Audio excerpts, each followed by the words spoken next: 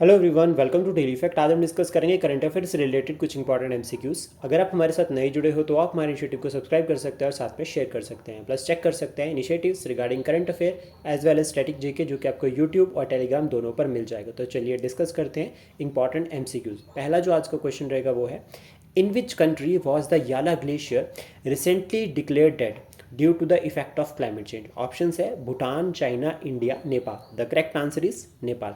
अब देखो यहाँ पर कौन कौन से टॉपिक्स हमें कवर करने हैं। एक तो सबसे पहले कवर करना है इंडिया और नेपाल के जो बॉर्डर है, कौन कौन सी स्टेट्स जो है वो बॉर्डर शेयर करती है नेपाल के साथ भारत की, पहला क्वेश्चन। सेकंड, उसके बाद यहाँ पर कवर करना है कि नेपाल में याला ग्लेशियर के बाद और कौन कौन से इंपॉर्टेंट ग्लेशियर्स है।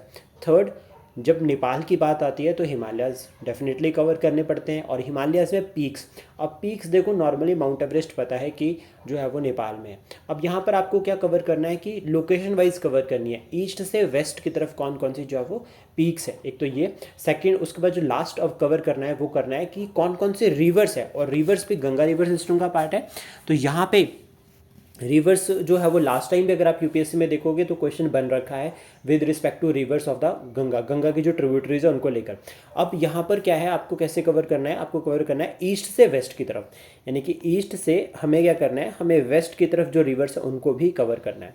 देन उसके बाद सेकंड क्वेश्चन है, in which year is India's first man deep ocean mission Samudrayaan schedule to be launched. Option है 2025, 2026, 2027, 2028। The correct answer is 2026।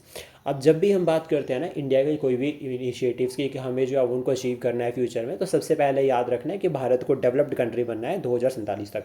Mains में आप इसको इंट्रोडक्शन या कंक्लूजन में ऐड कर सकते हैं, कुछ भी पॉइंट लिखना है। लाइक अगर भारत को जो है वो एक विकसित देश बनना है तो भारत को जो है वो इस एजुकेशन की फील्ड में काम करना पड़ेगा या हेल्थ की फील्ड में काम करना पड़ेगा। तो जो भी क्वेश्चन आएगा आप उससे लिंक करके एट द एंड अपने जो है वो कंक्लूजन में जो है वो ऐड कर सकते हैं। और इसके लिए एट द रेट 2047 अमृत काल भी लिख सकते हैं, ठीक है, या फिर अमृत भारत इनिशिएटिव। तो इस तरह से आप इसको अमृत काल की फॉर्म में ऐड कर सकते हैं। देन उसका Samudrayaan mission, deep ocean mission, याद रखना मत्स्य 6000 बहुत इंपॉर्टेंट है। मत्स्य 6000 को भी जो है वो इसके लिए फॉलो किया गया, यूज़ किया गया, बनाया गया। देन उसके बाद 2030 तक हमारी क्या इनिशिएटिव है, हमारा जो नेट जीरो इमिशन का टारगेट है वो कब तक का है, ये सभी साथ में लर्न कर सकते हैं। यूरोपियन यूनियन का कब का है, फ्रांस का कब का है, चाइना का कब का है, ये सभी कवर किए जा सकते हैं।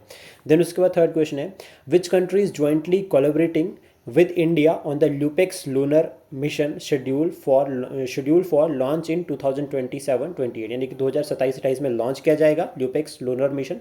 तो भारत के साथ कौन सी कंट्री यहाँ पर कोलैबोरेट कर रही है। ऑप्शन है France, Russia, Japan, Germany.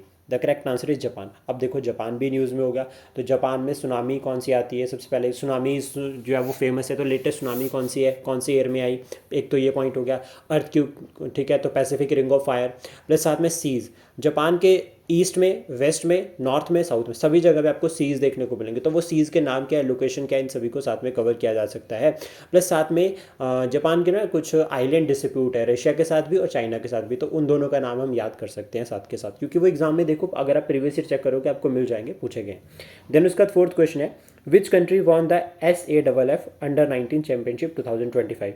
Option है India, Bangladesh, Nepal, Sri Lanka. The correct answer is India. Sports से रिलेटेड क्वेश्चन है डायरेक्ट।